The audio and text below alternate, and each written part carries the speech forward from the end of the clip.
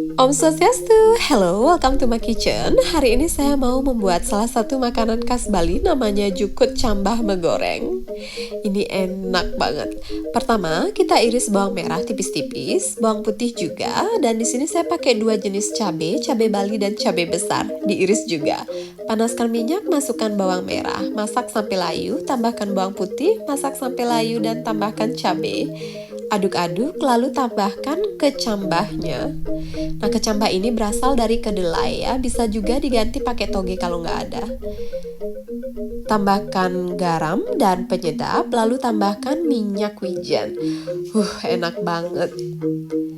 Biasa saya kalau di rumah, ini kita makan jambal. Jambal itu artinya nggak pakai nasi. Kalau mau ditambah nasi juga bisa. Selamat mencoba, happy cooking!